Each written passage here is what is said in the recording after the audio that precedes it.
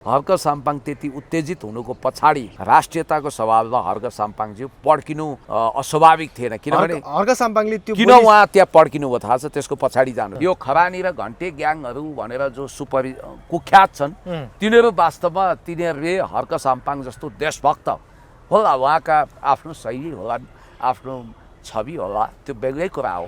तर उहाँको नियत साफ छ, उहाँ देशभक्त हो। सिमानाको विषयमा उहाँ बोलाउनु भयो भने पनि म स्यालुट गर्छु। देशको लागि मर्न र बोलाउनु पनि पाउँछ मान्छे। तर देशघातीहरू टाई सुट लगाए, मर्सिडिजमा चढे, प्रधानमन्त्री मन्त्री भयो भने पनि देशघातीलाई म लेन्डुपे नै भन्ने छु। यो रासपावालाहरूको कुरै नगरौँ। रासपावाला यो रासपा भन्ने पार्टी इतिहासकै सबभन्दा चरम दक्षिणपन्थी पार्टी हो। यो होल रासपा भन्ने पार्टी विघटन हुनुपर्छ।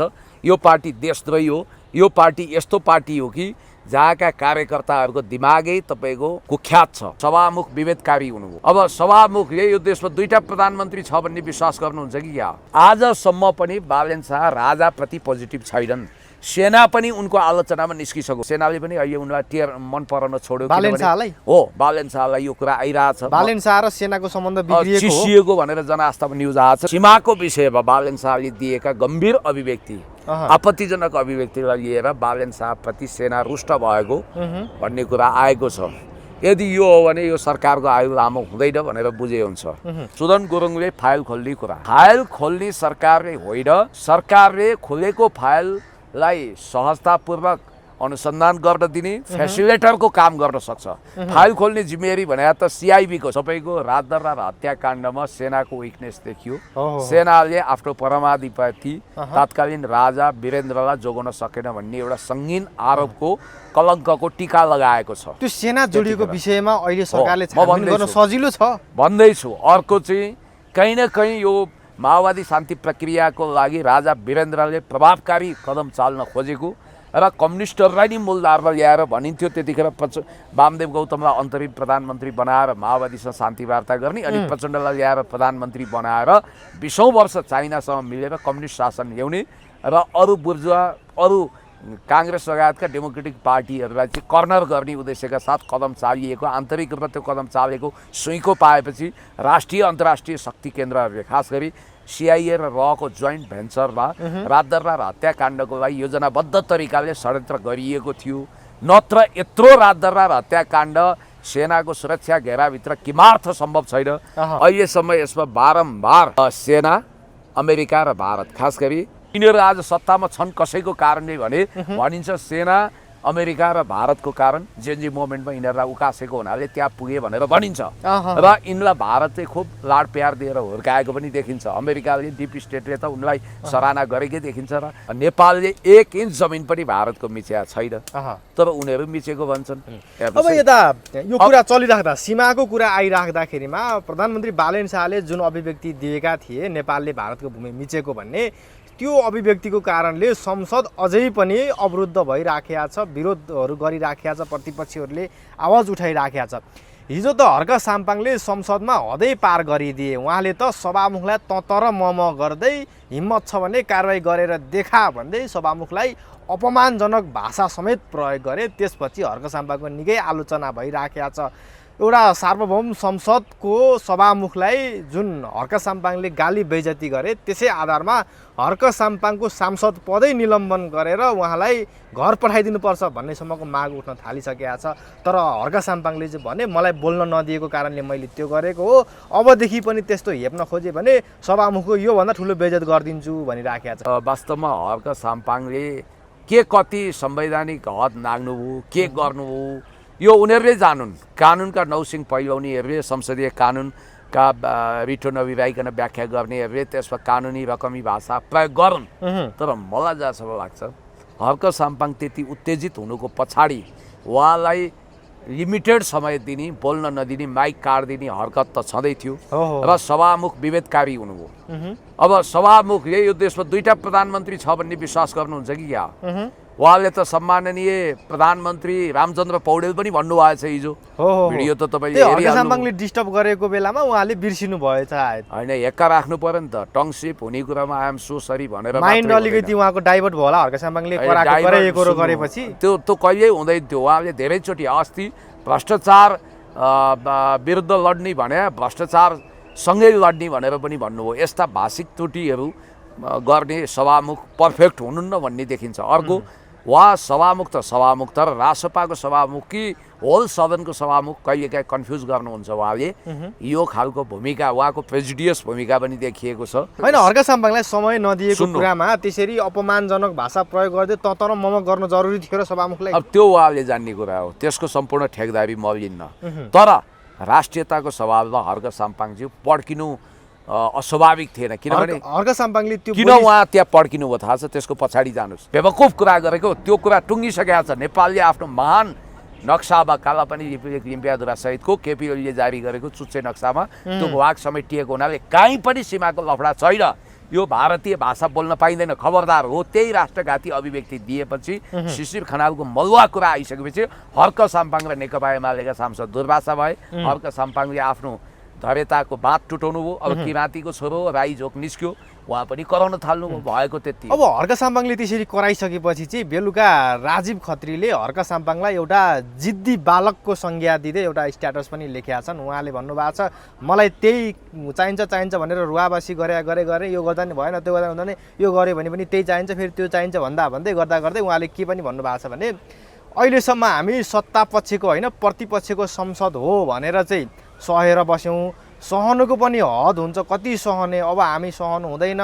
समय बदलिएसँगै अब हामीले यो एउटा भाष्यलाई पनि बदल्नुपर्छ, सत्ता पक्षको पनि संसद हो भन्ने भाष्यलाई हामीले कायम गर्नुपर्छ। अब सत्ता के अरे प्रतिपक्षलाई पेल्नुपर्छ भन्ने किसिमको अभिव्यक्ति या स्ट्याटस राजीव खत्रीले फेसबुकबाट लेखिसकेका छ। यो चाहिँ के हो? तिनै राजीव खत्रीहरूको कुरा गर्नुहुन्छ जसले बालन शाहले नेपालले भारतको सिमाना मिचेको छ भन्ने वाहियात, जाली झेली, कपटी, देशद्रोही अभिव्यक्ति दिँदा ढ्याप ढ्याप ढ्याप ढ्याप ढ्याप ढ्याप गरेर संसदमा ताली ठोकेका थिए। तिनैको कुरा गरे होइन तपाईँले? तिनै मान्छे जसले नेपालले भारत सिमाना मिचेको भनेर जाली झेली, कपटी, नक्कली प्रमाण खोज्दै हिँडेका थिए। त्यस्ताहरूको कुरा नगरौँ।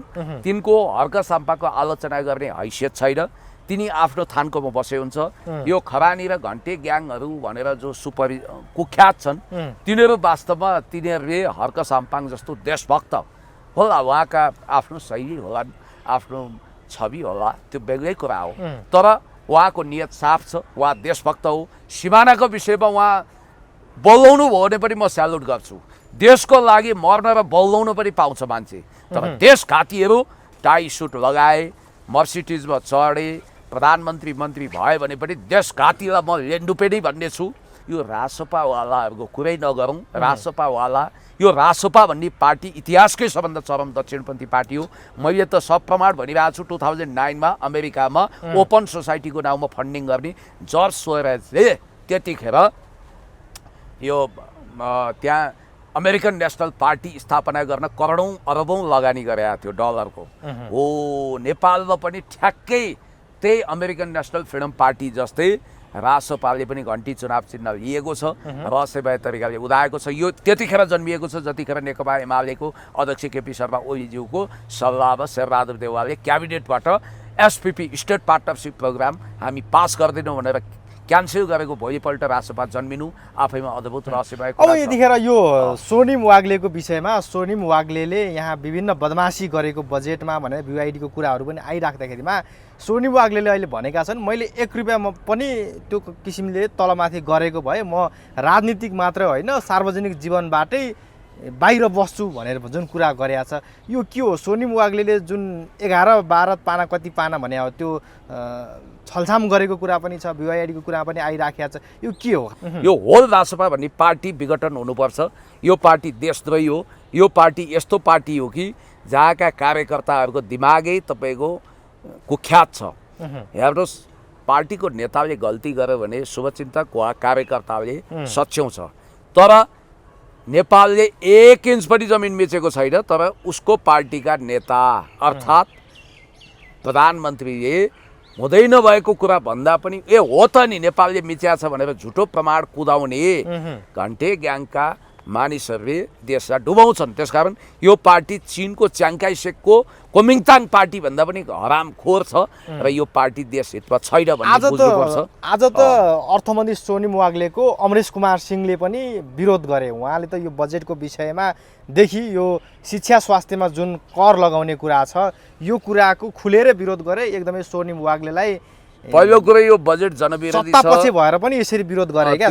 अमरेश कुमार मन्त्री बन्न नपाएको झोक निकाले हुन्, त्यो अरू केही होइन। तै पनि कुरा ठिकै गरेका छन्। त्यो कुरा हामीले पहिलेदेखि भने यी पनि शङ्कास्पद भूमिकामा छन्। यिनको पनि करोडौँको सम्पत्ति सायद शुद्धिकरणमा पर्ला भन्ने डरमा छन्। त्यसकारण यिनी मन्त्री बन्न नपाएको झोकमा अहिले सत्य बोलिरहेछन्। त्यो बेग्लै कुरा हो, अर्ध सत्य बोलिरहेछन् भनौँ न। यी पनि कुनै अर्को ड्याङको मुला होइनन्, यी पनि चरम अवसरवादी। तर अहिले सत्तापक्ष हो कि प्रतिपक्ष हो छुट्याउनै गाह्रो भयो क्या। मन्त्री पायो भने भोलि नि लाइनमा आइहाल्छन्, साइजमा आइहाल्छन्। कतै अमरेश कुमार सिंह पार्टीको कारबाहीमा त पर्दैनन्, यसरी बोल्दै हिँड्दा पार्टीकै विरोध गर्दै हिँड्दा पर्नुपर्छ।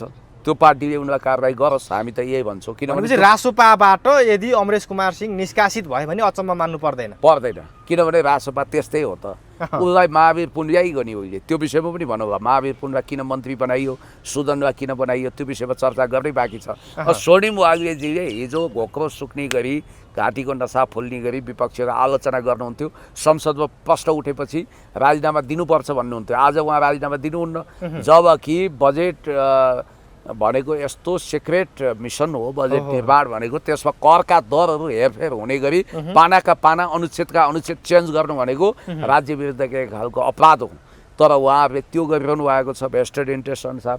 बिआइटी गाडी ल्याउँदाखेरि अरबौँको कमिसनको, इभी गाडी ल्याउँदाखेरि अरबौँ कमिसनको रफुचक्कर चलेको कुरो त सार्वजनिक अनुसन्धानको विषय नै बन्नुपर्छ भन्ने बुलन्द आवाजै उठेको छ। तपाईँले थाहा पाउनु भएको छ। राज्यले त्यसमा अनुसन्धान गर्नुपर्छ र अनुसन्धानलाई सहज बनाउनको निम्ति उहाँले आफ्नो पदबाट राजीनामा दिनुपर्छ भन्ने कुरा आएको छ। तर उहाँ ढसभस कुर्सीमा रिसो टाँसिँदै बसिरहनु भएको छ। त्यति मात्रै होइन, म तपाईँलाई के भन्छु भने उहाँले करका दरहरू हेरफेर गर्ने, गरिबमारा बजेट ल्याउने, अनि बिजुलीमा 15% भ्याट जोड्ने हुँदा तपाईँलाई मैले भने दलाल नोकरसाही एकाधिकार पुँजीवादलाई रक्षा गर्ने खालको समाजवादी कार्यक्रमहरू इलिमिनेट गरेर सामाजिक सुरक्षा खोसेर, स्वास्थ्य सेवा बिमा खोसेर, अनि ऋण अनुदानभन्दा ज्यादै लिएर world bank, ADB, Asian development bank, world bank र आइएमएफ इन्टरनेसनल मोनिटरी फन्डको ढाक्रे बनेर देशलाई ऋणको भड्कालोमा पारेर उहाँहरू रमाइरहनु भएको छ र करको बोझमा सारा जनता पार्नु भएको छ। र यिनीहरूको सुनियोजित प्लान के छ भने प्राइभेटाइजेसनलाई उनीहरू एकदमै फस्टाउन चाहन्छन्। उनीहरू निजी क्षेत्र, वैदेशिक शक्ति केन्द्रलाई नेपालमा प्रायोरिटी दिन्छन्। तर सरकारले अनुदान दिएर टिकाउनु पर्ने सामुदायिक स्कुल बल्ल तङ्ग्रिन सुरु गरेको छ। आफ्नो गुणस्तरीय शिक्षाको लागि ऊ आतुर छ। तर त्यो स्कुललाई आयकर लिने भन्ने बित्तिकै यो सरकार कति जनविरोधी छ, कति सरकारी समाजवादी कार्यक्रमको विरोधी छ, यो कति तपाईँको नवउदारवादी छ भन्ने छ्याङ्गै देखियो। अब यो बजेटकै कारण देश अर्थ राजनीतिक सङ्कटमा पर्छ। वित्तीय पुँजीवादका दलालहरू, वर्ल्ड ब्याङ्कका दलालहरूले देशलाई तबाह गर्ने भए। वैदेशिक ऋण त्यत्तिकै थोपरिएको छ भन्नाले पब्लिक प्राइभेट पार्टनरसिपको अवधारणामा गएर अब एक हिसाबले भन्नुपर्दा सरकारी खर्चहरू कटौती गर्नुपर्नेमा, अनि पेट्रोलियम पदार्थमा परनिर्भरता घटाउनु पर्नेमा, हाइड्रोको विकास गर्नुपर्नेमा, जल जमिन जङ्गलको उत्थान गरेर पर्यटकीय विकास गर्नुपर्नेमा, हाम्रो नेचुरल रिसोर्सेसहरूलाई सदुपयोग गर्नुपर्नेमा, नेपाललाई औद्योगिक पुँजीवादमा लगेर समाजवादको इन्फ्रास्ट्रक्चर तयार गर्नुपर्नेमा वास्तवमा सरकार काशी जान कुत्तीको बाटो हिँडेको छ। अहिले तपाईँले हेर्नुहुन्छ भने सरकारसँग अहिले फेरि चालु खातामा रहेको विदेशी मुद्राको सञ्चितले 6 महिनाको आयात धान्दैन। अस्ति भर्खर 8 महिनाको नधान्ने थियो, अहिले झन् घटोत्तरी छ।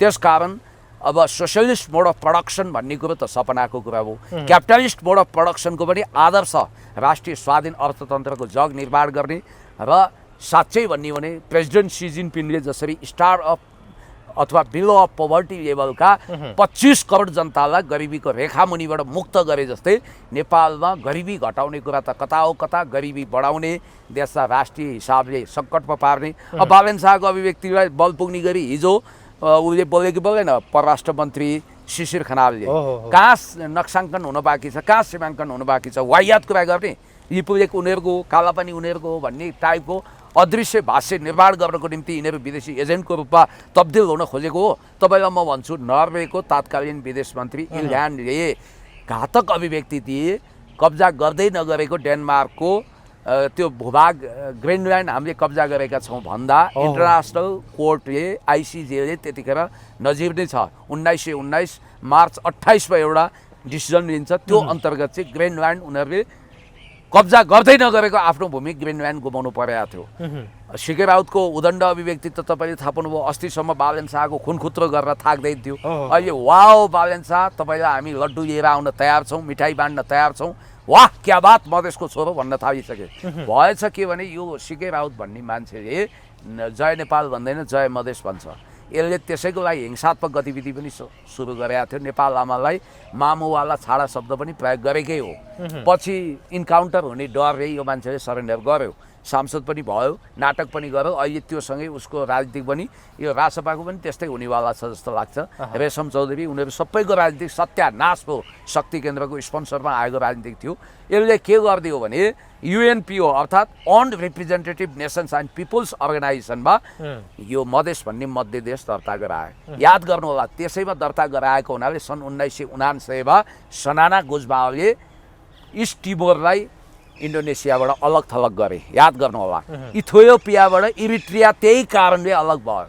अझ डिप स्टेटको खेल स्पेनले बुद्धिमत्तापूर्ण तरिकाले चीन र रुससँग मिलेर तुवाइदियो। त्यो खेल के थियो भने स्पेनबाट क्याटालोनिया अलग गर्नको लागि रेफरेन्डम यानि कि जनमत सङ्ग्रह गरिएको थियो। त्यो घातक थियो। हेर्दा हेर्दै सुडान एनेक्स भयो। हेर्दा हेर्दै कुनै समय असंलग्न परराष्ट्र नीति तय गर्ने विश्वका महानतम नेता पञ्चशीलता र असंलग्नता तय गरेर हामी सोभियत सङ्घको समाजवादी शिविरतिर पनि ढल्किँदैनौँ, अमेरिकाको पुँजीवादी शिविरतिर पनि कोल्टिँदैनौँ, हामी असंलग्नतामा शान्तिमा विश्वास गर्छौँ भन्दै इन्डोनेसियाको राष्ट्रपति तत्कालीन राष्ट्रपति सुकार्नो, घानाको राष्ट्रपति एनाक्रोमा, इजिप्टको राष्ट्रपति अब्दुल गमाल नासिर, क्युबाको राष्ट्रपति फिडेल कास्ट्रो, बुर्किना फासोको राष्ट्रपति थोमस सङ्करा, नेपालको प्रधानमन्त्री बिपी कोइराला, राजा महेन्द्र, भारतको प्रधानमन्त्री जवाहरलाल नेहरू, चाइनाको माओ त्से-तुङका प्यारा असंलग्न परराष्ट्र नीति तय गरेको युगोस्लाभिया आज सर्बिया, मन्टेनेग्रो, मेसेडोनिया, बोस्निया हर्जगोभिना, कोसोभो लगायत दर्जनौं टुक्रामा विभाजित भएको छ। इतिहासमा हेर्दा हेर्दै त्यो देश समाप्त भएको छ र त्यो देशको दुईवटा राज्यहरू पाइपलाइनमा थिए। के को? युएनपिओ को, अनरिप्रेजेन्टेटिभ नेसन्स एन्ड पिपुल्स अर्गनाइजेसनको। त्यो दुईटा देशलाई पछि युएनले भ्यालिड गर्यो। मैले थाहा पाउँदासम्म विश्वमा 190 वटा देश थिए। अहिले कतिवटा भयो तपाईँले देखिरहनु भएको छ। मधेस भन्ने हुँदै नभएको झुटो इतिहास गएर मधेस सुगौली सन्धि अगाडि देशकै रूपमा थियो। तत्कालीन पहाडिया शासकले बेलायतीहरूसँग खुसामत गरेर इस्ट इन्डिया कम्पनीसँग चोचोमोचो मिलाएर 2 लाख रुपियाँमा मधेस किने र त्यो 2 लाख रुपियाँमा किनेको मधेस आज उपनिवेश बनेको छ। त्यसकारण त्यसलाई लिबरेट गर्नुपर्छ। अब बालेन शाहले नेपालले भारतको सीमा मिचेको छ भन्ने बित्तिकै 1950 को शान्ति मैत्री सन्धिको आधारमा सुगौली सन्धि खारेज हुन्छ 1816 को। किनभने 1950 को शान्ति नेपाल भारत शान्ति तथा मैत्री सन्धिको प्रोटोकल 8.2 मा स्पष्ट रूपमा के लेखिया छ भने यस अगाडि गरिएका सबै सन्धि सम्झौता स्वतः खारेज हुनेछ भन्ने बित्तिकै सुगौली सन्धि खारेज हुन्छ। सुगौली ट्रिटी खारेज हुने बित्तिकै अब यिनीहरूले पूर्वमा टिस्टा पश्चिममा काँगडा सहितको भूभाग हामीले लिन त भारतसँग युद्ध गर्नु पर्यो। अहिले हाम्रो त्यो पहुँच र सामर्थ्य नहुने बित्तिकै हामीले युद्धबाट लिन सक्ने अवस्था रहेन। अब बाँकी उनीहरूले सुगौली सन्धि अगाडि देश छुट्टै थियो मधेस भनेर मधेस छुट्याउनको लागि यो प्रपञ्च गरिएको भनिएको छ। त्यस कारणले गर्दाखेरि म भन्छु राष्ट्रियताको कुरामा कसैसँग सम्झौता हुँदैन। जननी जन्मभूमिश्च स्वर्गादपि गरिएसी motherland are greater than heaven. स्याबास हर्क साम्पाङज्यू, स्याबास केपी शर्मा ओलीज्यू, सारा देशभक्तहरू एक ठाउँमा आएर यो देशले कसैको 1 इन्च जमिन पनि मिचेको छैन। ल्यान्ड इन्क्रुजमेन्ट भने के, क्रस बोर्डर होल्डिङ भने के, ल्यान्ड अकुपेसन भने के, टेरिटोरियल अकुपेसन भने के, महानायक राजा समालको बुद्धि कति ठुलो छ हेर्नु। त्यही भएर हर्क साम्पाङले आफ्नो पार्टीमा स्वागत गर्नुभयो। उहाँ भने त पूर्व राजदूत चुनाबहादुर हमालको छोरो अनि कम्युनिस्ट पार्टीका तत्कालीन महासचिव दर्रारै छिरे पनि भेटरान राजनीतिज्ञ केशरजङ रायमाझीको नाति। त्यसकारण उहाँमा विवेक छ, उहाँ पढेको कुनै खरानी ग्याङ हुँदै हामी यस्तै त हो नि ब्रो, सही रात्रिकालीन खानपिन बिग्रिया मान्छे होइन, उहाँ अनुशासनमा हुनुहुन्छ। त्यसकारण महानायक राजेश हमालले राम्रोसँग बुझाइदिनु भएको छ, ट्युसन पढाउनु भएको छ। कच्चा वैद्यको मात्रा यमपुरीको जात्रा भन्थे, त्यस्तै होला जस्तो छ। यी केटाकेटी आयो, गोलेली चलायो, मट्याङ्ग्राको सत्यानाशवाला यो क्याबिनेटको मन्त्रीलाई त मै पढाइदिन्छु ट्युसन। हर्क साम्पाङ, एक्लो हर्क साम्पाङ सिङ्गो राजसभामाथि हाबी हुनुभएको छ, भारी हुनुभएको छ। शाबास हर्क साम्पाङज्यू, क्या बात। अब यतिखेर महावीर पुनको पनि अहिले निकै चर्चा भइरहेको छ। अस्ति भर्खरै रासोपाले महावीर पुनलाई मन्त्री बनाइदिइसकेपछि महावीर पुनको यतिखेर तारिफ पनि भइराखेको छ, बालेन सरकारको पनि सँगसँगै तारिफ भइराखेको छ। महावीर पुन सत्ता पक्ष नै हो, प्रतिपक्ष त होइन भनेर भनिन्थ्यो, तर साँच्चै कि त्यो कुरा अस्तिबाट प्रमाणित पनि भएको छ। कतिपयले चाहिँ राइट म्यान राइट प्लेसको नीति अवलम्बन गर्छ रासोपाले, त्यसकारणले महावीर पुनलाई मन्त्री बनाएको पनि भन्छन्। अब अहिले यतिखेर महावीर पुनको एउटा भिडियो निकै भाइरल भइरहेछ। मन्त्रालयभित्रै आफ्नो कर्मचारीलाई कुँडो पकाएर खुवाइरहेको महावीर पुनको जुन भिडियो अहिले निकै चर्चामा छ। तपाईँले कसरी हेर्नुभयो त्यो भिडियोलाई? होइन, स्टन्ट गरेर सिङ्गापुर बनाएको हो इकानीले। माथिर मोहम्मदले मलेसिया बनाउँदा पानको पातमाया तिमीलाई सम्झन्छु, दिनको रात घिन्ताङ घिन्ताङ गर्दै नाच्ने शैलीमा नाचेर गाएर मन्त्रालयमा स्टन्ट गरेर बनाएको हो। अनि देङ सियाओपिङले यस्तै यस्तै पब्लिसिटीको फन्डाको अन्डा कोरा लिएर चिन बनाएको हो। सी जिनपिङ यस्तै नौटङ्की नाटक गर्दै हिँडेका छन्। यसरी भन्छ देश। महावीर पुनजीको बारेमा मलाई यति मात्रै भन्नु छ कि मैले तपाईँसँग धेरै अगाडिदेखि यी रासोपाका बिटी मुन 2/3 पुर्याउनु पर्यो भने यी थपक्का आउँछन्।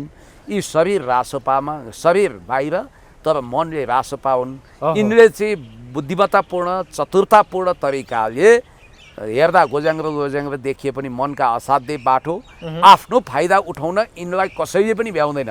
जैसीको जाल र कुमाईको घुमाई भन्छन्, त्यो जैसीको जाल र कुमाईको घुमाईलाई पनि छक्का दाउ हान्न सक्ने मान्छे यी महावीर हुन् भनेर उहिले भनेको थियो। जुन महावीर पुनको सादगी जीवनशैलीलाई त धेरैले मन पराएको छ नि। मन्त्रालयमै सादगी चाहिने भने उता जोगी छन्, तपाईँको 100 जना जति भएर मन्त्रालयमै अहिले ओछ्यान लाएर सुत्नु भएको छ, मन्त्रालयमै डेरा सर्नु भएको छ। झन् भनिहालेँ मैले, मन्त्रालयमै आफ्नो कर्मचारीलाई कुँडो पकाएर खुवाइरहेको भिडियो आइरहेको छ क्या अहिले। सादगी हुनु राम्रो हो, इमान्दार हुनु राम्रो हो, फजुल खर्ची नहुनु राम्रो हो, यो मानि ल रोल मोडल आदर्श हुनु असाध्यै राम्रो। तर त्यतिले देश बन्ला।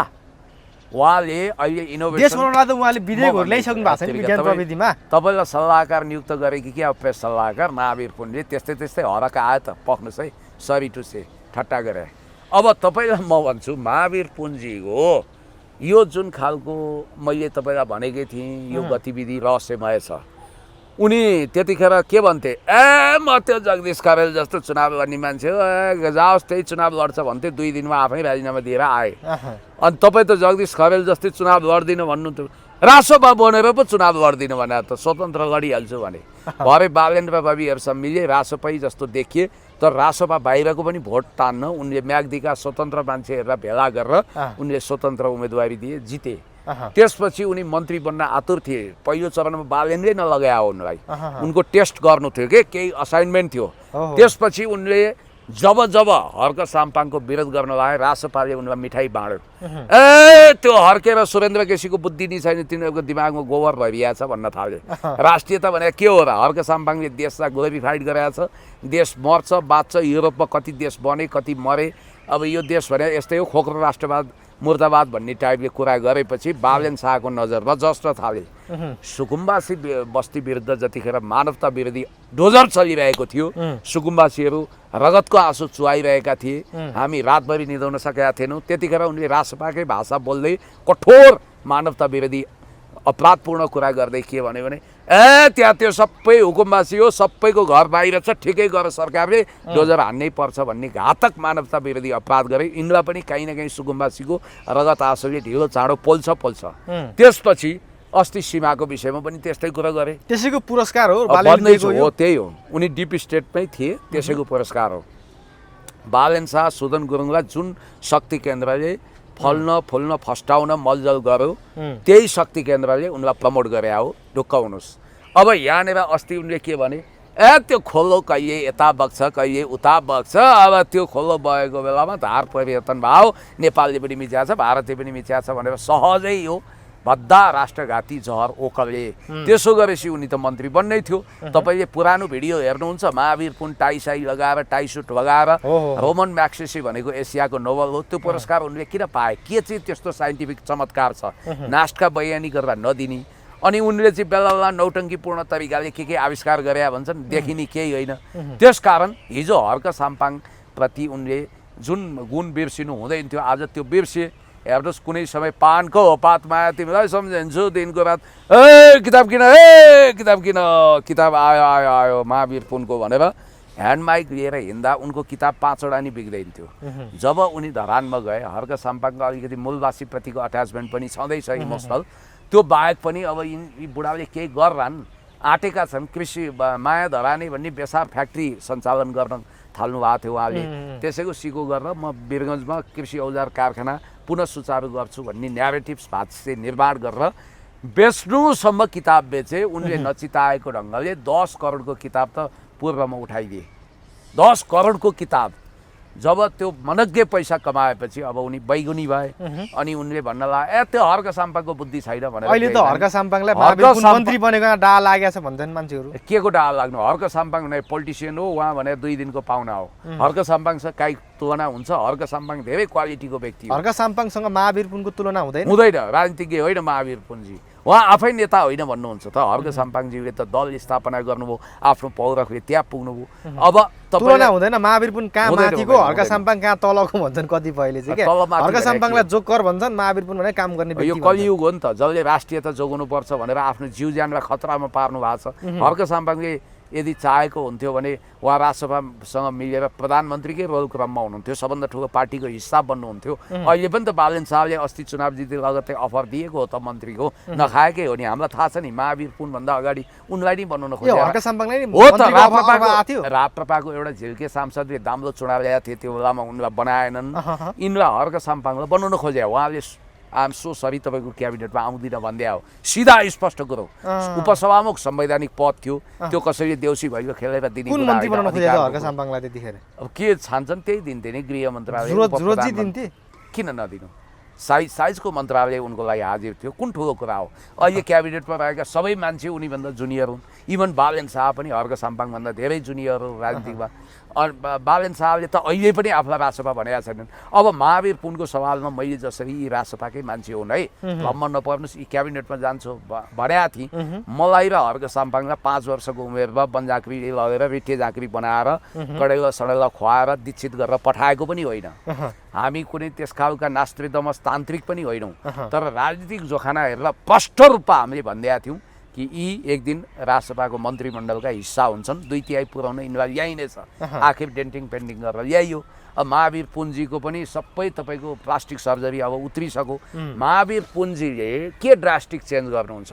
उहाँले के चाहिँ गर्नुहुन्छ? अब कृषि औजार कारखानाबाट उत्पादन भएका कृषि औजार, हजारी होला, अब कुटु होला, कोदालो होला, तपाईँ मार्केटमा किन्न जानुहुन्छ मानौँ, अब तपाईँलाई त्यहाँ भन्देला त्यो मार्केटको मान्छेले, पसलको मान्छेले, हार्डवेयरकोले, हजुर यो महावीर पुन्जीको उत्पादन हो, यसलाई 5,000 पर्छ, यो चाहिँ चाइनाबाट आएको हो, यसलाई 2,000-3,000 पर्छ, कुन लिनुहुन्छ भन्दा ओहो महावीर पुनको उत्पादन भनेर तपाईँ भावुक भएर भावोत्तेजनामा आएर 5,000 रुपियाँको किन्नुहुन्छ कि त्यो त्यत्तिकै क्वालिटी भएको सस्तो दामको उठाउनुहुन्छ? ल मलाई भन्नुहोस्। सस्तो उठाइन्छ, तर बेसारको हकमा फरक छ।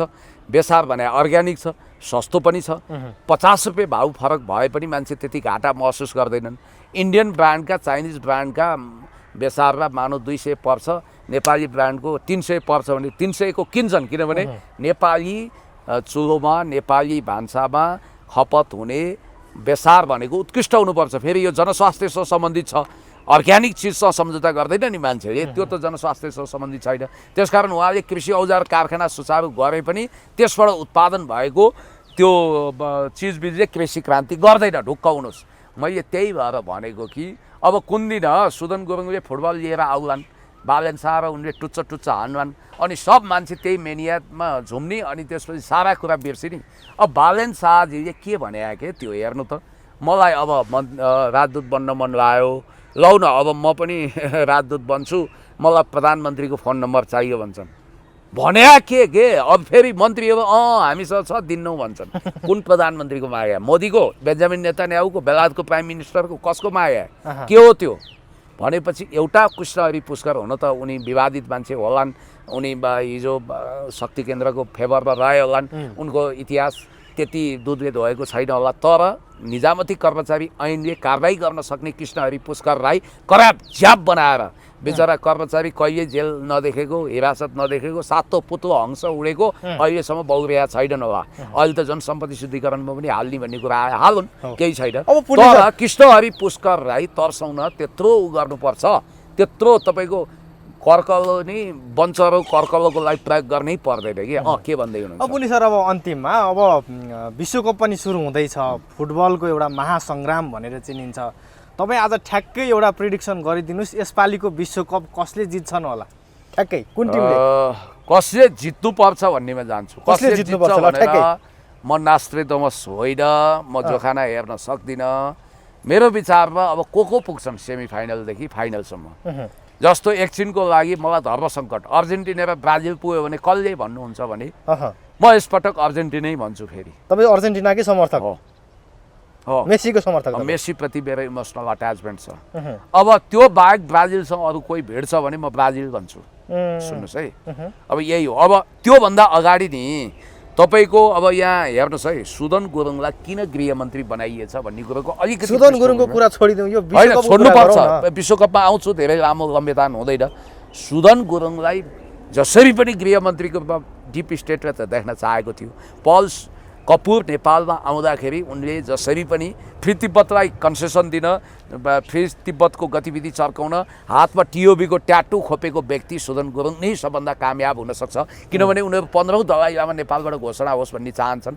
भारत पनि तिब्बती मामिला नेपालमा चर्कियोस् भन्ने चाहन्छ। त्यसकारण अस्ति रवि लामिछानेले किन अमेरिकी राजदूतलाई भेटे थाहा छ इन्डियामा? सुदन गुरुङकोलाई नियुक्त गर्नु भन्ने स्पेसल म्यासेज असाइनमेन्ट रविलाई दिए। परराष्ट्र मन्त्री शिशिर खनाललाई पनि भारतीयले त्यही भने। त्यसकारण उनी भए। अब उनले कस्तो गुण लगाएछन् भने एउटा यहाँ मसँग भिडियो छ, तपाईँलाई म सो गर्छु। त्यो जेनजीका भाइ बहिनीहरूलाई गएर नेपालले चाहिँ भारतको धेरै भूभाग मिचेको छ, तिमीहरू भारत विरुद्ध बोल, त्यो जरुरी छैन हो, त्यो केस लाग्छ भनेर धम्काएका रहेछन् जेनजीका भाइ बहिनी।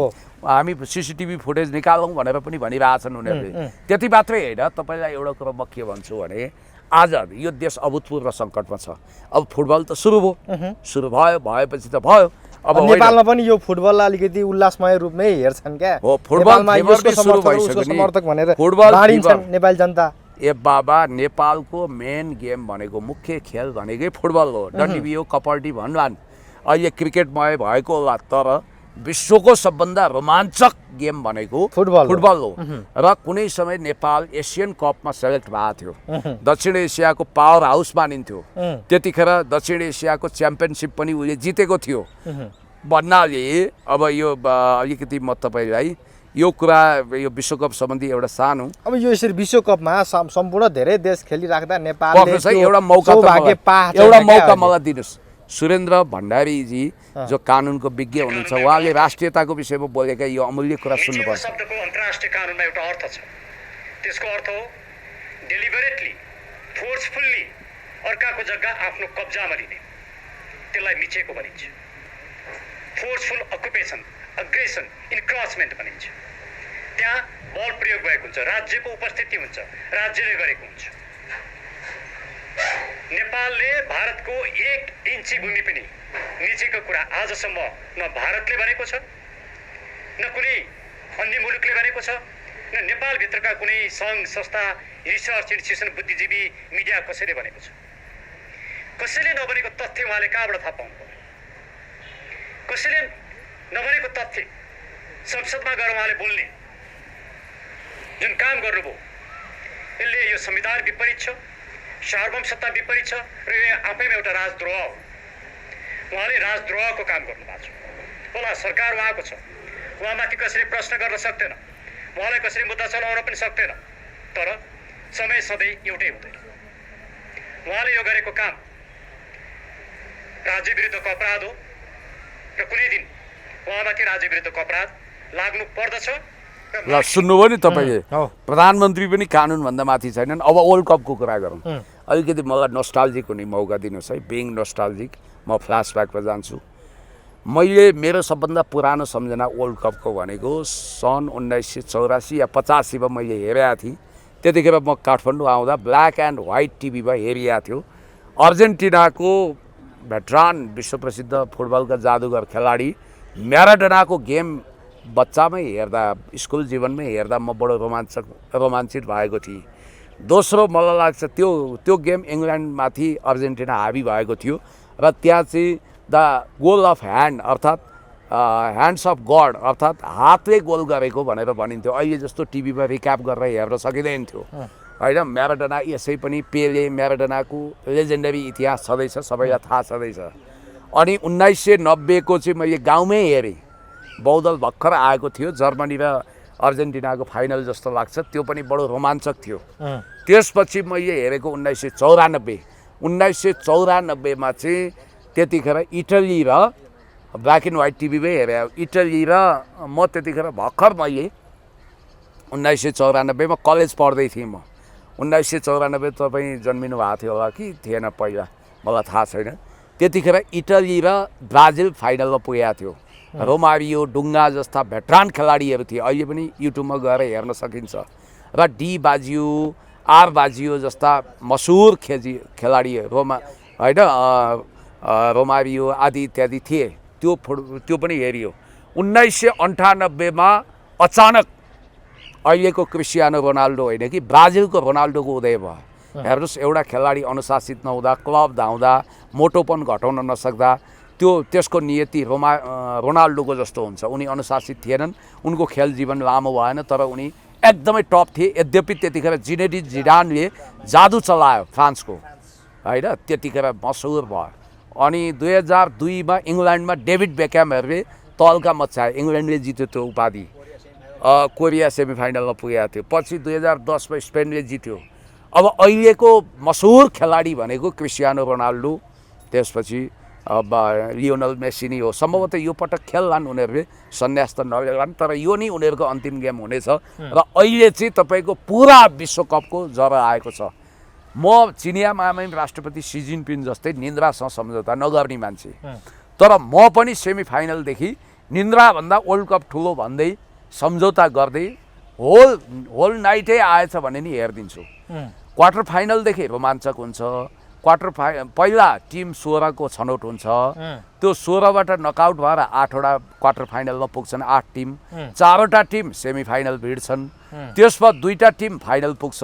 अनि 2टा टिम मध्ये एउटाले जित्छ। अनि तेस्रोको लागि पनि गेम हुन्छ। त्यो 2टा हारेको टिम मध्ये यस पटक पनि एकदम घच्चीको गेम हुँदैछ। आजदेखि सुरु हुँदैछ। अब यहाँ हेर्नुहोस्, जर्सी वात्तै बिग्छ। मैले त फेरि फुटबल समीक्षा गरेँ, मेरो पनि आफ्नै इतिहास छ। मैले अखबारमै 2055-56 पछि फुटबलको बारेमा लेखेको, टिभीमा बोलेको मलाई आज सम्झना छ। एफएम टिभीमा जबदेखि म काठमाडौँ आएँ तबदेखि मैले एफएम टिभीमा 2063-62 तिरका वर्ल्ड कपको बारेमा बोलेको। औपचारिक रूपमा मेरो भिडियो नि 2014 को वर्ल्ड कपको विषयमा बोलेको। त्यो रिम्रे अलिकति मधुरो आएको छ, त्यो छ। 2018 को मैले समीक्षा गरिनँ कि, 22 को समीक्षा गरिनँ कि, 26 को गर्दै छैन कि, म यसमा निरन्तर अपडेट छु। म पनि कुनै समय ठुलो फुटबल खेलाडी हुने सपना देख्थेँ, तर पढैया टपर स्टुडेन्टले फुटबल खेल्नु, गीत गाउनु अपराध सरह मानिने हुनाले म फुटबल हुने यो इच्छालाई अर्को जन्मको लागि स्थगित गरेको छु। अहिले आजसम्म टेलिभिजनहरूले युट्युब खेदिरहे। उनीहरूले यो आरोप लगाइरहे कि फाल्तु स्तरहीन कन्टेन्टहरू टिआरपीको लागि, भ्युजको लागि खुब खिच्छ युट्युबले भने। तर मेरा भाइ अनिल रायबाजी जस्तै हाम्रो नेपाल लगायतका मिडियामा मेरो दर्जनौँ इन्टरभ्यू गर्नुभएको थियो। संयोगले अहिले बागमती टेलिभिजन हुँदै मैले 2064-65 सालमै राजेन्द्र बानिया, टिकाराम यात्रीजीहरूलाई इन्टरभ्यू दिएको एउटा च्यानल छ, एबी न्युज। त्यो राष्ट्रवादी च्यानल हो। त्यो च्यानलमा चाहिँ एउटा रोमाञ्चक इन्टरभ्यू आएछ, जसमा उनीहरूले सस्तो मस्तोको नाउँमा प्रसारण नगर्न सक्थे। आफ्नो एकदमै रफटप ड्रेसअप र हर्फन मौला शैलीको लागि प्रख्यात हुनुभएका तपाईँले झन्डै धर्राबाट हाम फाल्नको लागि जङ्गबहादुर बन्नुहोस् त यहाँबाट हाम फाल्नुहोस् भन्न बाँकी राखेका उही चिर परिचित राजेन्द्र खड्गीको एउटा इन्टरभ्यू आएछ। त्यसको एउटा टुक्राबाट मनोरञ्जन लिएर हामी बिदा हुन्छौँ। र अब टेलिभिजन च्यानलले पनि हामी युट्युबभन्दा धेरै स्तरीय छौँ भन्ने मौका चाहिँ गुमायो। यो क्लिप्स हेरौँ एकचोटि राजेन्द्र दाईको। अनि जेनजी आन्दोलन पनि आगो लगाउनु भनेको कुरा स्वीकार्नु भएको छ है उहाँले।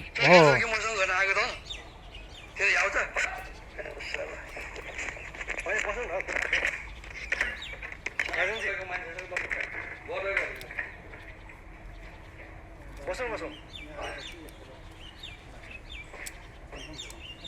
अनि जेन्जी आन्दोलन तपाईँ कहाँ हुनुहुन्छ जेन्जी आन्दोलन हुँदा कहाँ हुनुहुन्छ म हेटौँडामा जेन्जी आन्दोलनमा सक्रिय भएर म त लगाइदिएँ यसको आऊ भनेको थिएँ मैले त तपाईँ आन्दोलन सडकमा आउनु मेरो त अहिले टिकटकमा हेरेर त्यही दिनको सेम डेको अनि जेन्जी आन्दोलन चाहिँ विदेशीबाट भयो भन्ने तपाईँ अनि बालेन रवि विदेशीबाट परिचालित भन्ने अनि जेन्जी आन्दोलन तपाईँ आफै आगो लगाइदिउँ भनेर जाने अनि कसरी पत्याउने तपाईँ रियल जेन्जीको प्रतिनिधित्व थियो त मैले जेन्जी भनेर यो पनि त परिचालितै हुनुहुन्छ त्यसरी म व्यक्तिगत स्वयं म स्वयंको मालिकको भाइ मलाई यो कुरो मान्छेहरूको देखेर मलाई पनि भित्रभित्र म माओवादी पार्टी विरोध गर्ने मान्छे मै हुँ पार्टीभित्र पनि कोहीले पनि गर्दैन भाइ सुन मैले अहिलेसम्म एक साल भात खाएको छु जेन्जी आन्दोलन नेपालीहरूले गरेका होइनन् भनिसकेपछि तपाईँ पनि अब टिओबी आयो त टिओबी आएको देखेन भने तिमी कहाँ छौ भाइ तिमी अन्धो छ जस्तो लाग्छ तिमीलाई यो गर्नै आउने जस्तो लाग्छ कानुन अनुसार अन्धो पनि भन्नु हुँदैन टिओबी को किन आएको त्यो त पुष्टि भएको छैन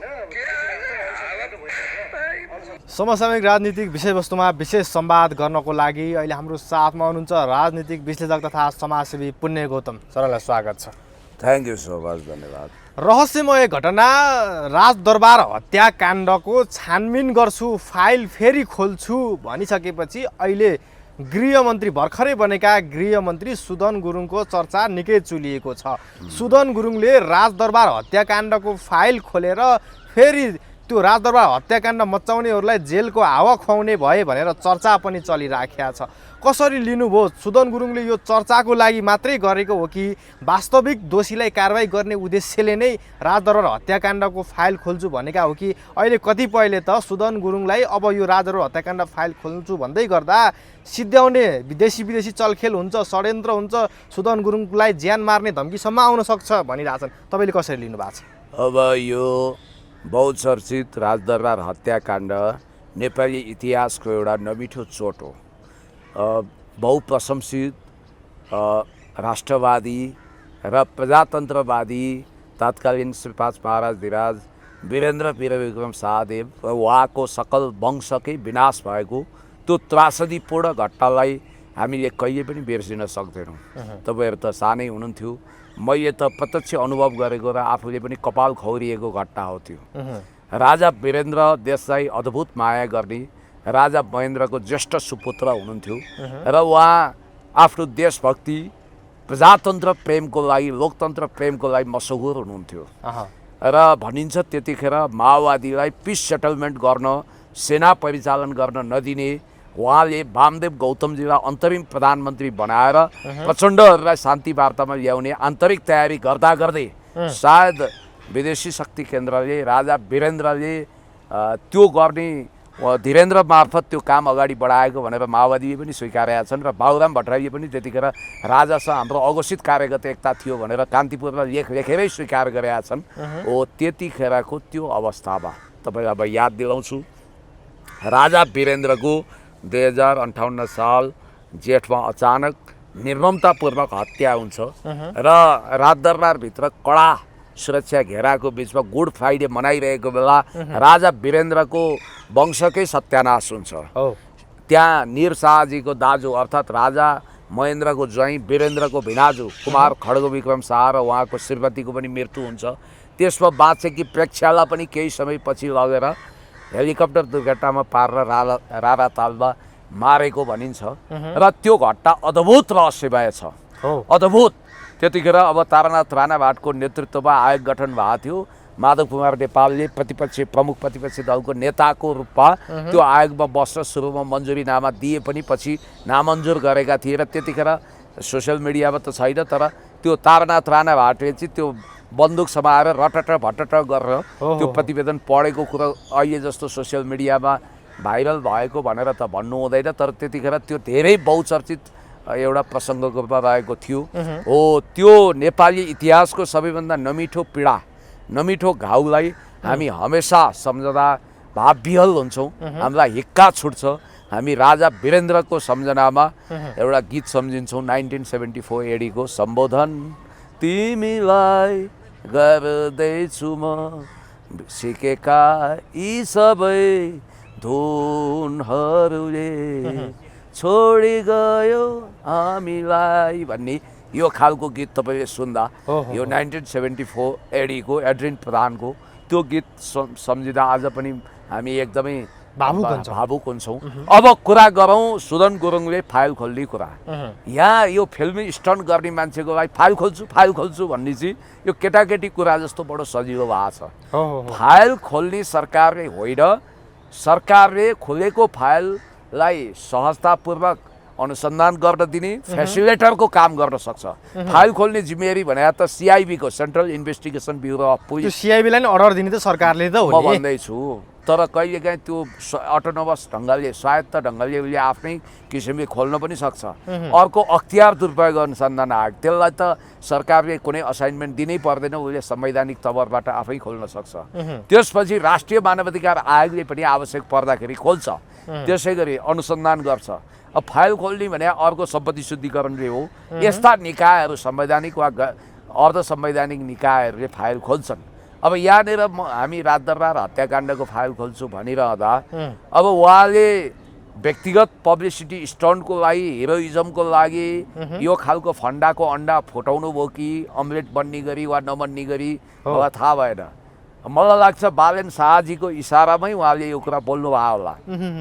अब क्याबिनेटको तर्फबाट प्रधानमन्त्रीको पनि त्यति मेच्युरिटी देखिँदैन। अब एउटा अन्दाज गर्न सकिन्छ कि बालेन शाहजीले फाइल खोल्नुपर्छ भनेर भन्नुहोस् भनेर फाइल खोल्ने कुरा गर्नुहोस् भनेर नबनिएको दोस्रो कार्यकालको लागि नियुक्त भएको आफ्नो गृहमन्त्री सुदन गुरुङलाई आदेश दिएका हुन सक्छन् त्यो बोल्नको लागि, अथवा नदिएको पनि हुन सक्छन्।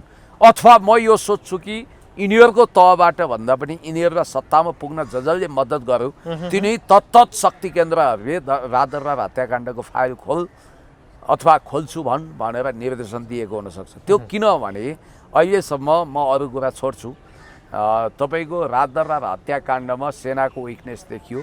सेनाले आफ्नो परमाधिपति तत्कालीन राजा वीरेन्द्रलाई जोगाउन सकेन भन्ने एउटा सङ्गीन आरोपको कलङ्कको टीका लगाएको छ। त्यो सेना जोडिएको विषयमा अहिले सरकारले छानबिन गर्न सजिलो छ भन्दैछु। अर्को चाहिँ कहीँ न कहीँ यो माओवादी शान्ति प्रक्रियाको लागि राजा वीरेन्द्रले प्रभावकारी कदम चाल्न खोजेको र कम्युनिस्टहरूलाई नि मूलधारमा ल्याएर भनिन्थ्यो त्यतिखेर वामदेव गौतमलाई अन्तरिम प्रधानमन्त्री बनाएर माओवादीसँग शान्ति वार्ता गर्ने, अनि प्रचण्डलाई ल्याएर प्रधानमन्त्री बनाएर 20औं वर्ष चाइनासँग मिलेर कम्युनिस्ट शासन ल्याउने र अरू बुर्जुवा अरू काङ्ग्रेस लगायतका डेमोक्रेटिक पार्टीहरूलाई चाहिँ कर्नर गर्ने उद्देश्यका साथ कदम चालिएको, आन्तरिक रूपमा त्यो कदम चालेको सुइँको पाएपछि राष्ट्रिय अन्तर्राष्ट्रिय शक्ति केन्द्रहरूले खास गरी सिआइए र रको जोइन्ट भेन्चरमा राजदरबार हत्याकाण्डको लागि योजनाबद्ध तरिकाले षड्यन्त्र गरिएको थियो। नत्र यत्रो राजदरबार हत्याकाण्ड सेनाको सुरक्षा घेराभित्र किमार्थ सम्भव छैन। अब युवराज दिपेन्द्रको मुखुन्डो लगाइएको वा युवराज दिपेन्द्र जस्तै देखिने नक्कली दिपेन्द्र बनाइएका कैयौँ मान्छेहरू कमान्डो ट्रेनिङ लिएका, देशी विदेशी भूमिमा कमान्डो ट्रेनिङ लिएका ती अपराधीहरूले नै राजा वीरेन्द्रलाई हेर्दाखेरि दुरुस्तै दिपेन्द्र देखिने गरी मारेका हुन्। त्यो नकाब सेम थियो, दिपेन्द्र नै देखिन्थ्यो। दिपेन्द्रलाई अलरेडी यिनीहरूले खोपीमै गएर मारिसकेका थिए र दिपेन्द्रलाई बेकार कलङ्कको टीका लगाइयो। उनले चाहिँ नाम नखुलेको कालो पदार्थ खान्थे र उनी उत्तेजनामा आएर आफ्नो विवाहको कारण देवयानी राणा जो पशुपति शमशेर जङ्गबहादुर राणाको छोरी हुन् उनीसँग विवाह गर्न नपाएको झोकमा चाहिँ आमा ऐश्वर्यालाई पहिलो चार्ज गरे। उनी डङरङ्गै ढलिन्। राजा वीरेन्द्रले प्रतिकार गर्न खोज्दा उनलाई पनि छेदविच्छेद हुने गरी मारियो। त्यसपछि निराजन मारिए, श्रुति मारिए, अनि गोरख शमशेर पनि बाल बचे त्यहाँ। र त्यसपछि राजा ज्ञानेन्द्रको वंश कोही पनि अब युवराज पारस त्यही हुनुहुन्थ्यो, अनि आमा युवराज पारसको आमा त्यही हुनुहुन्थ्यो महारानी, पछि महारानी बनेको। अनि तर राजा ज्ञानेन्द्र चाहिँ त्यतिखेर बाहिर हुनुहुन्थ्यो। अब त्यही कुरामा चाहिँ बारम्बार टोकसी राख्छन् राजा ज्ञानेन्द्रलाई। उहाँको वंश विनाश किन, अरूको वंश विनाश हुँदा उहाँको कसरी बच्यो भनेर भनिराख्छन्। तर यो कुरामा नेपाली जनताले राजा ज्ञानेन्द्रलाई सफाई दिइसकेका छन् होइन। यो अब नमिठो घाउको रूपमा आइसकेको छ। फेरि एउटा कुरा के भने संसारमा एकदमै ठुला शक्ति केन्द्र इन्भल्भ भएको हत्याकाण्डहरू सिक्रेट रहेका छन्। त्यसको बारेमा फाइल फेरि खोल्ने अनुसन्धान गर्ने कुरा लगभग च्याप्टर क्लोज गरे हुन्छ। जस्तो म तपाईँलाई भन्छु, victory has thousand father but defeat is always orphan भन्ने अल टाइम बेस्ट लेजेन्डरी अमेरिकी राष्ट्रपति जन एफ केनेडी जो मर्लिन मुनरो भन्ने हलिउड स्टारको प्रेमी पनि मानिन्छ, उहाँलाई 1967 मा हत्या गरिएको थियो। त्यो हत्या किन गरियो, कसले गर्यो, त्यो अझसम्म सिक्रेट छ भनिन्छ। त्यतिखेर खुद सिआइएले चाहिँ क्युबाको मिसाइल क्राइसिसको विषयमा सोभियत युनियन तत्कालीन रुससँग युद्ध नलडेको हुनाले जोन एफ केनेडीले शान्तिको हरियो झन्डा हल्लाएको हुनाले उनलाई युद्धवादी नभएको र संसारमा अमेरिकाले शान्तिको माला जप्यो भने अमेरिकाको युद्ध अर्थतन्त्र नै समाप्त हुन्छ भनेर सिआइएले योजनाबद्ध तरिकाले गोलीको शिकार बनाएको, उनको हत्या गरेको भन्ने कुरा पनि छ। अब जस्तो नेपालमा जन्नेता मदन भण्डारीको हत्या कसरी भयो यो पनि बहुत मिस्टेरियस रहस्यको मखमली पर्दाभित्र यो छोपियो। मैले एकचोटि अमर लामालाई भेटेका थिएँ, उनी जय नेपाल सांस्कृतिक केन्द्रको अध्यक्ष थिए र यो ताजा खबर भन्ने पत्रिकामा काम गर्थे।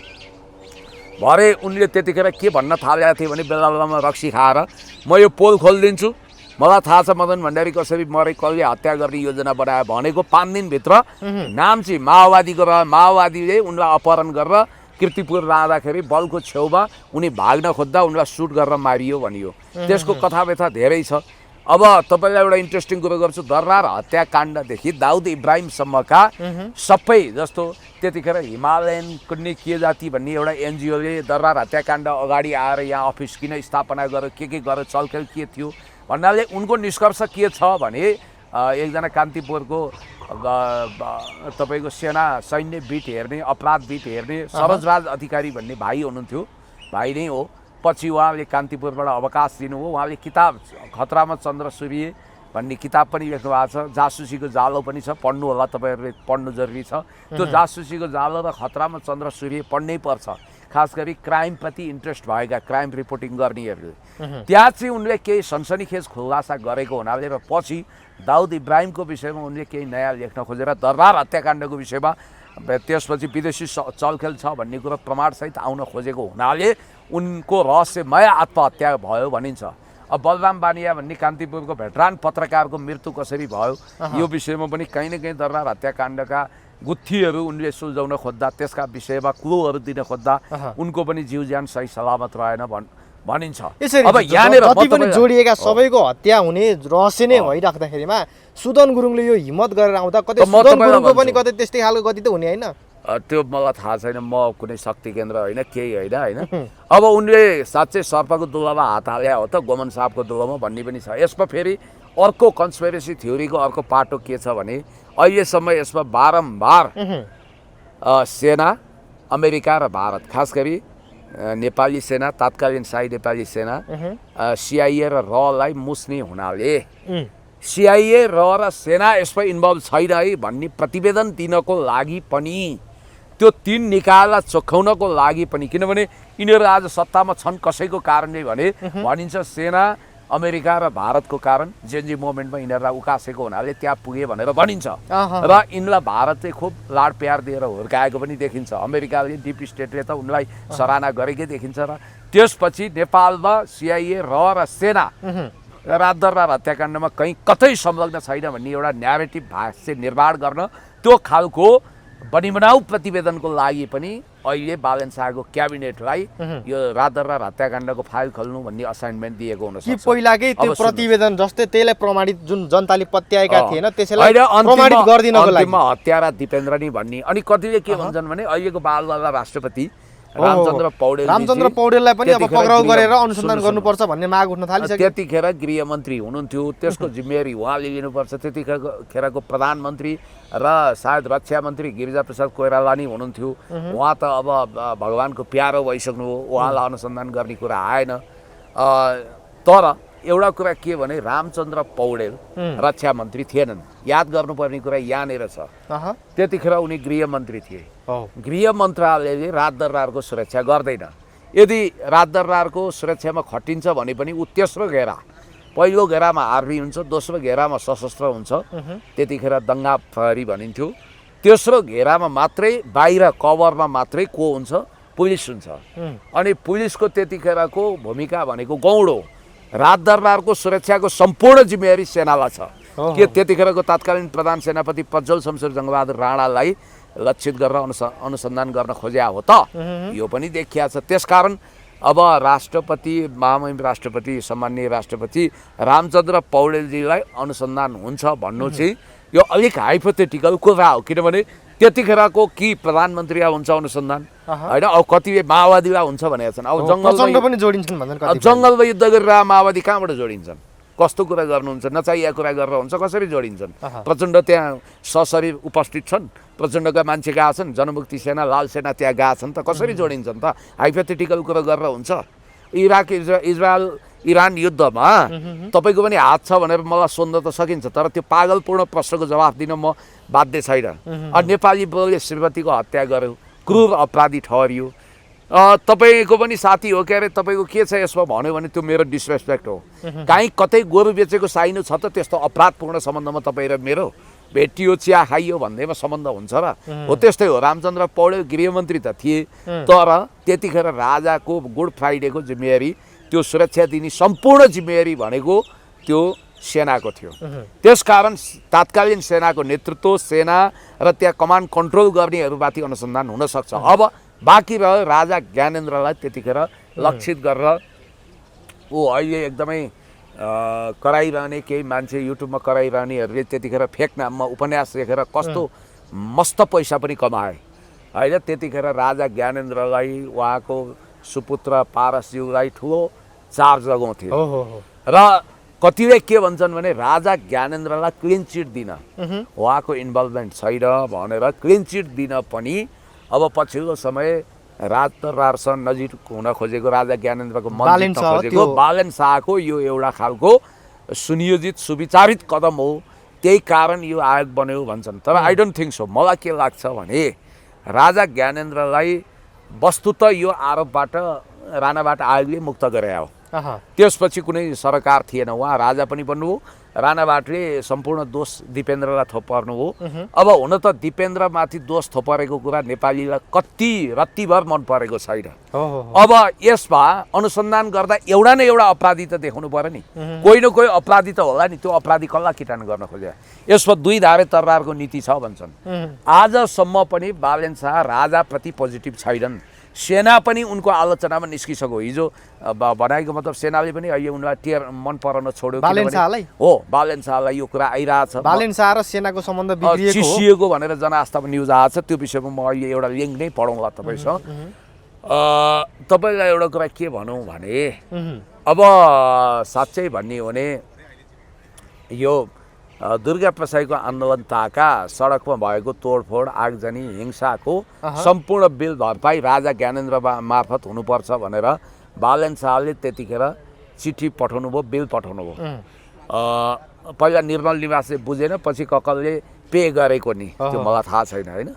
हो त्यतिखेरदेखि दरबारसँग उनको सम्बन्ध भयङ्कर बिग्रिएको र दरबार निकटका राजावादीहरूले उनलाई अट्याक गरेको हुनाले उनी भावनात्मक रूपमा अब दलहरूबाट त उनी आलोचनाको शिकार छन्। आफ्नै पार्टीमा रवि लामिछानेका पङ्क्तिले पनि उनलाई हृदयदेखि नै मन नपराएको अवस्था छ। आफ्नो लोकप्रियता खस्किएको अवस्थामा खास गरी सीमा सम्बन्धी उनको विवादास्पद अभिव्यक्तिको कारण राष्ट्रवादीहरूको नजरमा गिरेको हुनाले उनले आफ्नो पपुलारिटी बढाउन राजा ज्ञानेन्द्रसँग निकटता खोजिरहेछन्। त्यसकारण उनले क्लिन चिट दिन खोजेका हुन् कि भनेर आशंका गर्छन्। यसमा उहाँको संलग्नता छैन, तत्कालीन महाराज देवराज सरकार ज्ञानेन्द्रको भनेर उनले प्रतिवेदन तयार गर्न खोजेका भन्ने कुरा छ। यो 2-5%, 10% सत्य हुनसक्छ, म इन्कार गर्दिनँ। तर यहाँ अर्को खतराको कुरा के छ भने अब बालेन शाह र रवि लामिछानेको पार्टी भन्दिनँ म त्यसलाई, रवि लामिछानेको पार्टी रासपा र बालेन शाहको सरकार यो सरकार विरुद्ध हर्क साम्पाङ कम्युनिस्ट पार्टीहरू अनि विद्रोही सबै पक्षलाई सडकमा उतारेर जनविद्रोहको आदि ल्याएर, जस्तो हिंसा पीडितहरू होइन, अनि त्यसपछि तपाईँको यो सुकुम्बासीहरू देशभक्तहरू सबै जुरुक्कै उठेर लाखौँको सङ्ख्यामा विद्रोह गरेर अहिले विदेशीहरूले मन पराएको डिपी स्टेटको इसारामा कुदिरहेको यो सरकारलाई टोपल डाउन नगरोस् भनेरै भारत र अमेरिका डिपी स्टेटको इसारामा राजा ज्ञानेन्द्रलाई तर्साउन उनीहरूको विश्वास यो पनि हुनसक्छ कि चीनसँग आन्तरिक रूपमा गोप्य सहमति बनाएर नेपालका कम्युनिस्टहरू सबै खाले विद्रोहीहरूलाई आन्तरिक रूपमा उकासेर अथवा स्पष्ट रूपमा राप्रपामा विभाजन ल्याइदिएर धवल शमशेर र दुर्गा प्रसाईलाई मिलाएर बालेन सरकार विरुद्ध विद्रोह गराउने अवस्था हुँदाखेरि राजा ज्ञानेन्द्रलाई आँखा नचम्काई बक्सियोस् महाराज, हात नलम्काई बक्सियोस् महाराज भन्दै तर्साउनको लागि फाइल खोल्ने धम्की दिएको हुनसक्छ भन्ने कुरा पनि कतै जोड कोण खैर अब यो अनुसन्धानबाट के आउँछ त्यसपछि थाहा होला। जस्तो अहिले संसदमा जुन अहिले कुरा आइरहेको छ, सम्बन्ध बिग्रिया भनेको थिएँ नि, त्यो अलिकति त्यसलाई पुष्टि गर्ने गरी यो न्युज आएको रहेछ जनआस्थामा। सानो त्यो क्लिप म तपाईँलाई पढेर सुनाउन चाहन्छु। अब संसदीय राजनीतिको कुरा हामी गर्दै गरौँला। यहाँ एउटा आएको छ, म तपाईँलाई यो पढिबाची सुनाउन चाहन्छु। यहाँ छ। अनि अर्को कुरो अब शिशिर खनालका अभिव्यक्तिहरू पनि आइरहेछ होइन। अब यहाँ हामी हेर्छौँ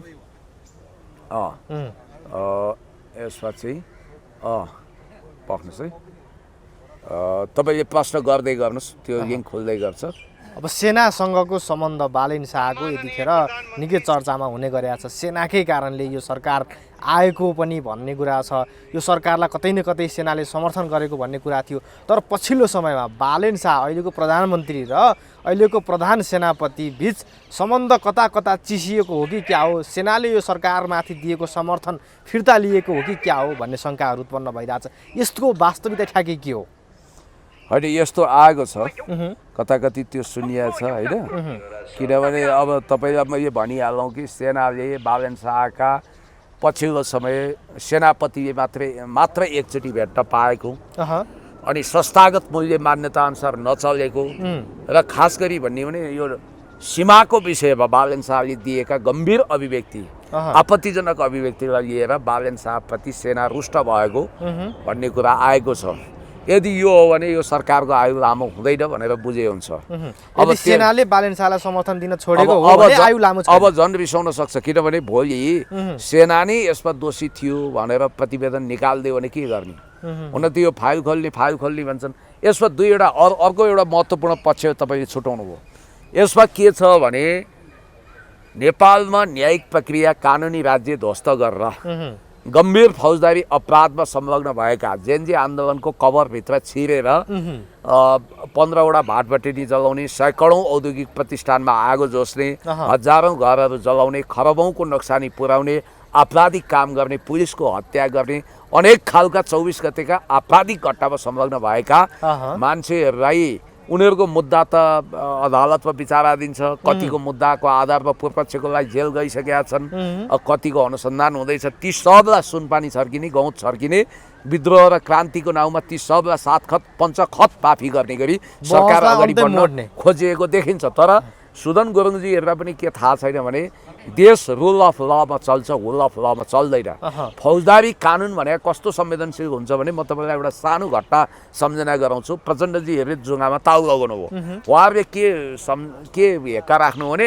हामीले टिआरसी बनाएका छौँ, truth finding and reconciliation commission. अब टिआरसी अर्थात् सत्य निरूपण तथा मेलमिलाप आयोगले आम माफी दिइहाल्छ, एमनेस्टी भइहाल्छ भन्ने कुरा उहाँहरूलाई भयो। उहाँहरू झन् हौसिएको कारण के थियो भने रोम स्ट्याचु अर्थात् रोम विधानमा नेपालले हस्ताक्षर गरेको छैन। रोम विधानमा हस्ताक्षर नगर्नु भनेको चाहिँ भूत प्रभावी कानुन लागू नहुनु। भूतकालमा गरेका अपराधजन्य घटना जब बृहत शान्ति सम्झौतामा कम्प्रिहेन्सिभ पिस एकर्डमा आइसकेपछि स्वतः क्षमादान हुन्छ भनेर सोच्नु हो। तर टिआरसीमा पनि एउटा कुरो अदालतले सहमति दिएन। त्यो भनेको के हो भने टिआरसीले जस्तो अदालतमा कसैको उजुरी गयो, जस्तो माओवादी द्वन्द्वमा, माओवादी जनयुद्धमा गम्भीर ढङ्गले हत्या गरेको परिवारले केस गर्यो, अदालतमा केस फाइल गर्यो। अब टिआरसीमा सहमतिको लागि बोलाइन्छ। त्यसमा पीडक र पीडित दुईटा पक्ष हुन्छ। पीडक भनेको हत्यारा अथवा पीडा दिने भयो, आपराधिक घटना घटाउने, अनि पीडित भनेको चाहिँ जो भिक्टिम छ त्यो घटनाबाट पीडित भएको अदालतमा नालिस उजुरी दिने हो। तिनीहरूलाई छलफल गराउँछ। अनि राज्यले सहमति गर्न नसकेको अवस्था टिआरसी अर्थात् truth finding and reconciliation commission, सत्य निरूपण मेलमिलाप आयोगले यदि मेलमिलाप गर्न सकेन भने त्यस्तो अवस्थामा चाहिँ स्पष्ट तपाईँलाई म भन्छु फौजदारी केस निरन्तर हुन्छ। हो त्यही अन्तर्गत विप्लवलाई पनि कैयौँ मुद्दा छ र तपाईँलाई मैले भनिहालौँ ज्ञानेन्द्र राज आरोहण लगायतका व्यक्तिहरूले पेश गरेको मुद्दाको आधारमा प्रचण्डको मुद्दा अहिले पनि विचाराधीन छ, फौजदारी केस। उहाँलाई जुनसुकै सबै फैसला गरेर युद्ध अपराधी मान्न सक्छ। अर्को कुरो आफूलाई बाल सैन्य बताउने हाम्रा साथी लेनिन बिष्ट अहिले हेगमा छन्। इन्टरनेसनल क्रिमिनल कोर्ट आइसिजेमा छन् र उनले चाहिँ बाल सैन्य सम्बन्धी मुद्दा त्यहाँ बेउताइरहेछन् कुनै पनि सबै इन्टरनेसनल ट्रिब्युन बनेर श्रीलङ्कामा जसरी लिबरेसन टाइगर्स अफ तमिल इलमलाई चाइनिज सुपरगन प्रयोग गरेर महेन्द्र राजापाक्सेले एलिमिनेट गरे सखाप पारे पछि उनको राजनीतिक पनि सत्यानाश गरियो उनलाई अहिले पनि मुद्दा छ मानवता विरोधी मुद्दामा उनी अहिले पनि अल्मलिएका छन् जस्तो तपाईँको चार्ल्स टेलर भन्ने लाइब्रेरीका शासकलाई अन्तर्राष्ट्रिय अदालतले सजाय नै दियो तपाईँलाई अर्को कुरो भन्छु स्लोबोदान मिलोसेभिच भन्ने सर्बियाको राष्ट्रपति र राडोभान काराजिच भन्ने बस्निया हर्जगोभिनाको राष्ट्रपतिलाई युद्ध सरदार भएको हिसाबले सजाय दियो लरेन्ट कबिलालाई जायरका कङ्गोका राष्ट्रपतिलाई मृत्युदण्ड दियो भनेपछि अब यस्ता घटनाहरू अद्भुत घटनाहरू विश्वमा हुन्छन् र यहाँ पनि के ख्याल गर्नुपर्छ भने तपाईँलाई नेपालकै घटना बताइदिन्छु 2063 सालमा गम्भीर किसिमको आपराधिक घटना घट्यो गौरकाण्डको नामले कुख्यात छ त्यो